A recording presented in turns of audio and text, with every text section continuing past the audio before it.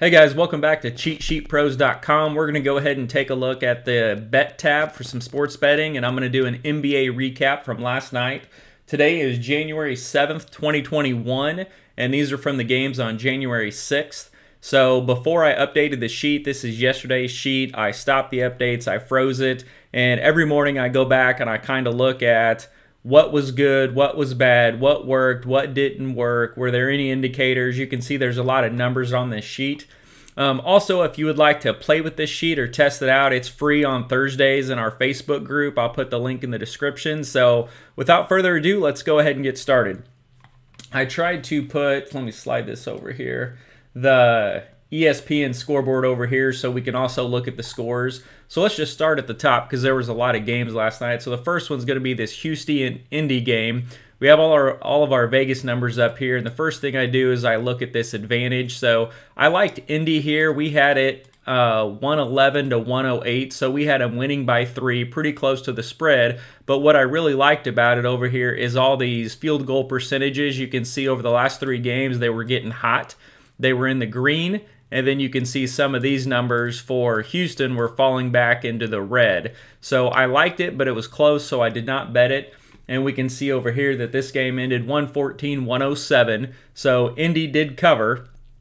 As far as the total, one thing new that I went in and I added last night is down here you can see this total range of outcomes. So this is kind of a testing area where I put numbers. Sometimes I'll blank them out, sometimes I'll run different numbers, but I put it down here so when I go back the next day and scroll through the games, I can look at the stats and see what we're looking at. So no need to pay attention to this, but one thing that I decided to do, because NBA's, there's a ton of variance in it regardless. It's one of the hardest sports to cap, but hey, we're going to give it a try. So right here, this is the total range of outcomes. So the totals model has been really good, but with the variance in NBA, your possessions that we look at here, they can fluctuate up or down.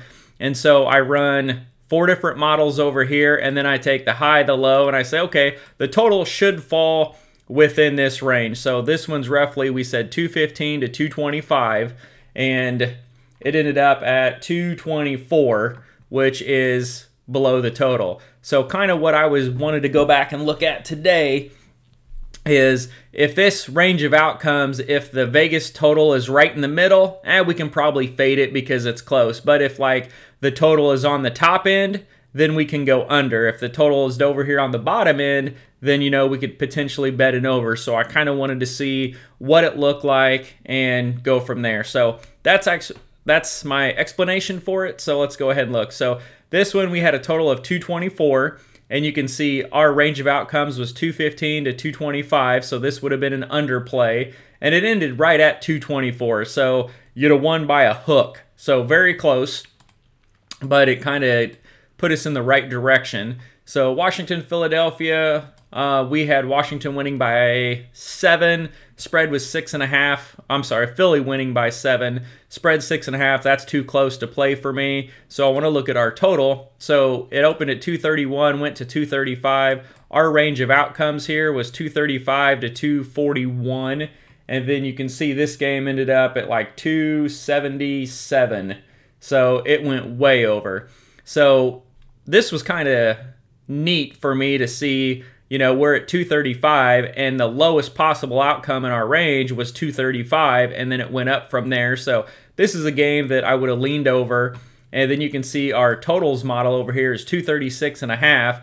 I would have looked at that and said, hey, that's within a point. I'm probably not going to touch it. But looking at this range of outcomes, I would have said, hey, we've got a range that's going to go above and beyond this, so that's something that either I want to bet or I want to look into a little further.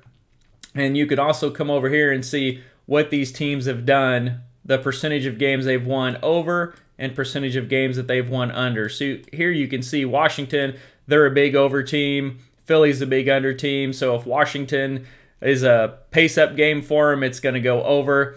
And then one of the other things I liked is over here in these field goal percent and three-point percentages, they're pretty high. You can see Philadelphia, their field goal percent is #1 over the last 3 games. And then the three-point percentages, Washington's #2 over the last 3 games, and Philly's #4. So you make baskets, you get points, end of story.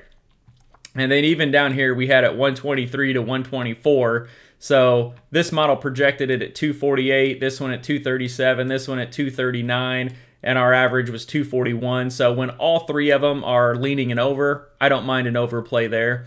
So let's go look at the Orlando game. So Cleveland, Orlando. So a couple days ago, I did a write-up of I think 3 or 4, maybe even 5 sports picks, and Cleveland, Orlando was my favorite as an underplay. And the reason is we got this pace down indicator here, and our totals model projected this at 195. Now, a couple days ago, this line was, I think, 216.5, somewhere in that ballpark, and it ended up scoring 183 points. It went way under. It was the easiest win there was. And one of the things that I like was this field goal percentage. These teams are bad. 28th and 30th over the last 3 games, and then Orlando was even 26th over the last 3 games. So they were missing a lot of shots, not taking a lot of shots.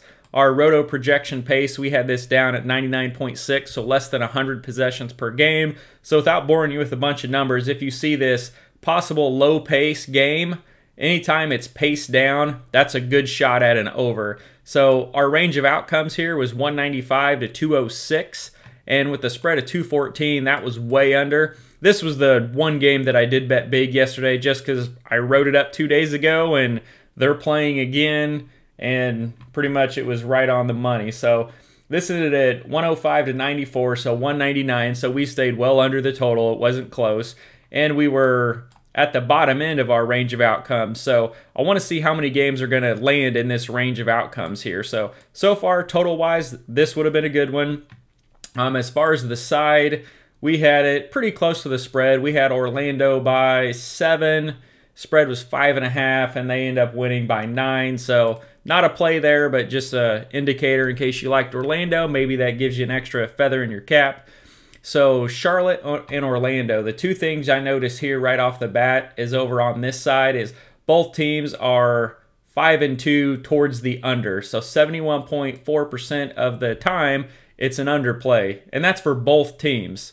So that's really good. I don't see any indicators here on a field goal percentage except for the one for Charlotte.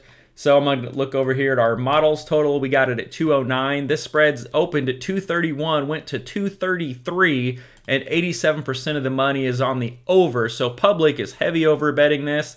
But over here we see this model likes the under, and then we see possible low pace game. Again, this is an indicator. If you see this green low pace game, pace up, pace down, these ones are hitting probably 70-75% of the time. So this is going to come up as a low pace game.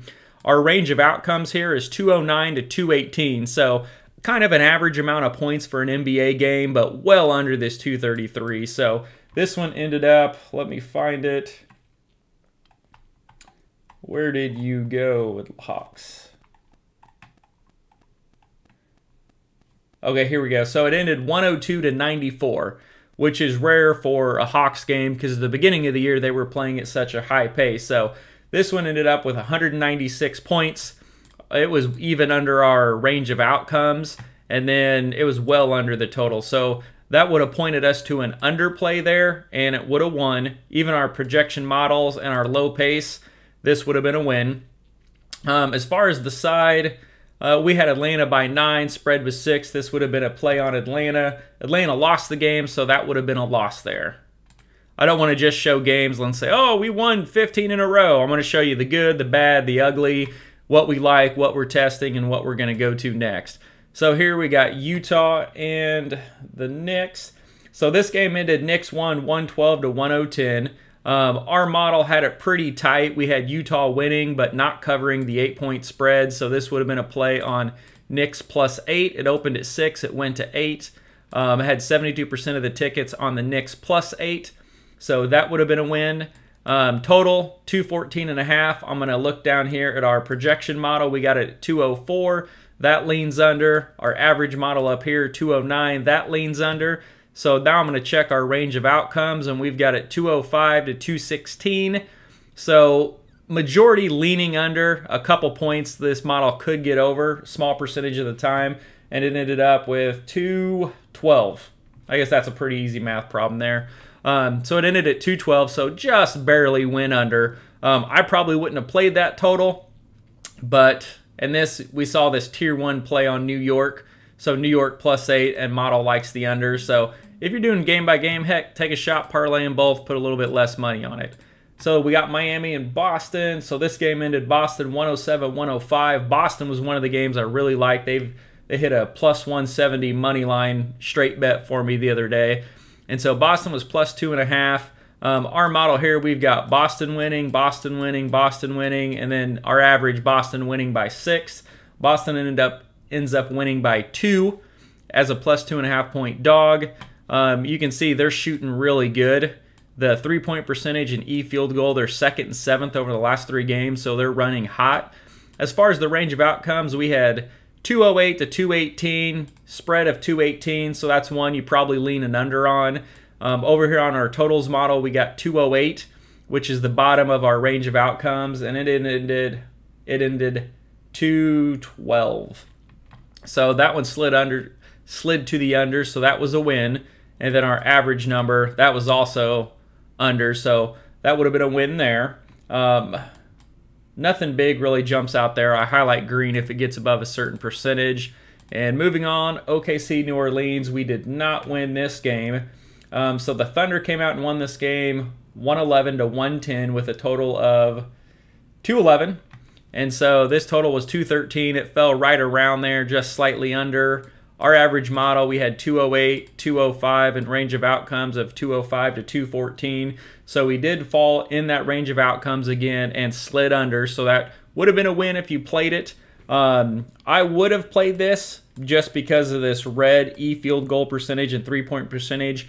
They were playing so bad, but they come out and win as a +8 dog, and we lost that side because we would have leaned New Orleans.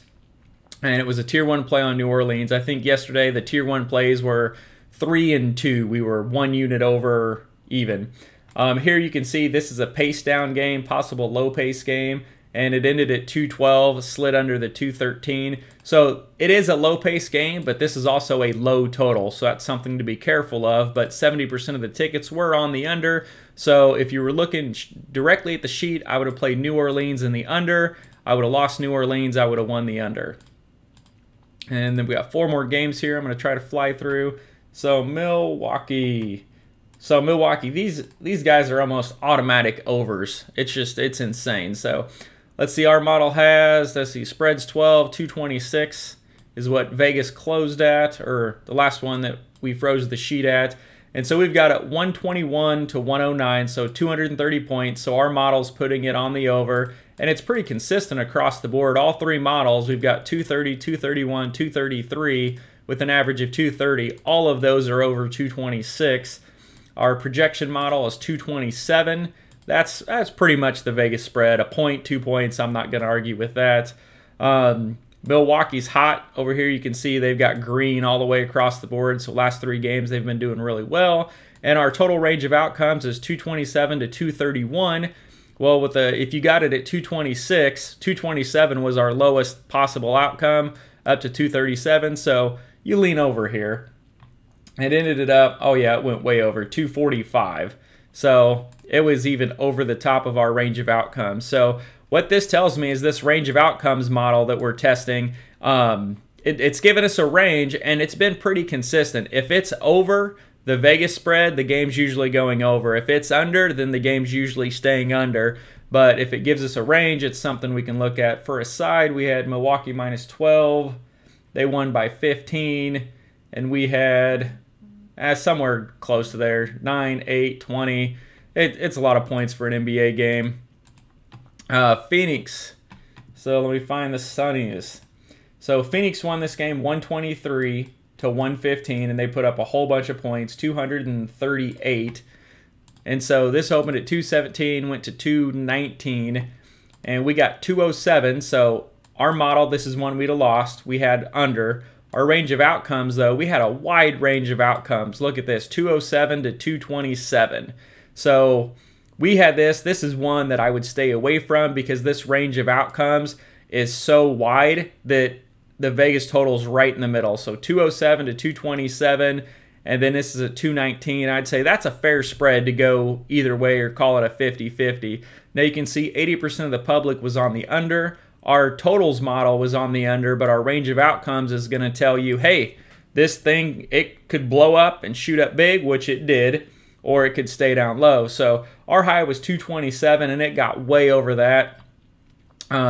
As far as the side, what did we have? 108, 102. So we had Phoenix by 6, laying 3. And okay, we had them winning by 6. They won by 8. So they covered the spread there. Total is 1. Looking at this, it says model likes under. Our projection model liked the under. But this new range of outcomes would tell me, hey, maybe we want to fade this because there's a 50-50 shot this thing pushes 230. So that's what happened. But you can also use this for DFS. Let me get these last 2 games in before this video gets too long. So Chicago-Sacramento. One of the games I really liked yesterday was Chicago +7. Now you can see 83% of the money was on Sacramento laying the points. Chicago +7 only had 70% of the money, the tickets, whichever one it is. And then we had a total of 228. So the Chicago +7 really jumped out at me because this model we have Chicago winning. We have them winning in this model. We have them winning. So all 3 models, we have Chicago winning the game outright. And you're going to give me 7 points. So that's huge. So in this model, we have them winning by 5. And they lost by 4. They had the lead for a while. So the +7 was an easy cover. As far as the total, opened at 232, fell down to 228. Our model had this at 221, 215, 224, 225. So an average of about 221. So the model's leaning under. Our totals model projection was 227, so that was also a slight lean on the under. And then this total range of outcomes, 221 to 230. So this tells me there's going to be a good amount of points being scored in this game. I would still have probably leaned under on this one just because this total range of outcomes was 221 to say 230. And I'd say a small chance that it was going to go over. And, I mean, it did. Both of these teams are, you can see they're always favored on the over, 50%, 57%. And they put up 240, 252. So it went well over. It was actually a pretty good game. But that's just a way to look at the sheet. And I think that was the last game. Nope, we got one more. We got Golden State in here. So let's look at this one. I know we didn't win the Golden State game, so I want to take a look at that. The Clippers are so tough because sometimes Kawhi plays, he sits. Paul George plays, he sits. They both play. You just don't know who's on the court, so it's really hard to look at these numbers and get a good representation of what they're going to do. So the sheet basically has Golden State winning the game. This is one I would stay away from. Number 1, the line movement here, it moved 5 points to the Clippers. So it opened Golden State -1.5, and it closed, or when I froze the sheet, the last one was Clippers -3.5. So a 5-point swing. I'm going to throw the models out the window and just say, hey, I'm either going to go with it or stay away from it. But it's hard to go against a spread move of that much. 90% of the tickets were on the over. This opened at 230.5. It closed at 232. So everybody was expecting an over game. And you can see our average here. We had it basically 232. So we had it kind of right at that number. So we'd be good with the over. Our totals model had it at 228, slightly under. Our range of outcomes was pretty wide. We had it 228 to 248. So I'd say a large majority was going over. So we agreed with the public. I think everybody with just the offensive efficiencies, 112, 113, and the projected high pace of this game, this game could get as high as 107 possessions. It could be an over bet. And they ended up going really low on this one. 209 is what the final was. So the books only had 10% of the tickets or bets on that, so they took that one. But I just want to do a quick video, recap the games, and kind of show you. So if I write an article, I'm talking about the range of outcomes. You know what I'm talking about. It's hard to look at this totals model and have a set number because there's so much variance in the NBA. So what I really like about this totals model, just looking at it after the 10 games yesterday, is it gives us a range, and the wider that range is, the more variance in that game. The tighter that range, then it's going to be a lot closer. And a lot of that comes to large gaps between offensive and defensive efficiency. So we'll look at the 5 games tonight. I'll do an article or a video. We'll break them down. We'll look at them. Again, the sheet's free today, Thursday, January 7th.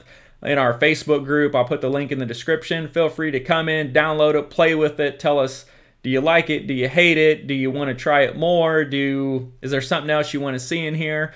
And that's all I got, guys. So I'm going to go ahead and start writing the DFS article for the day. And good luck, and we will see you soon.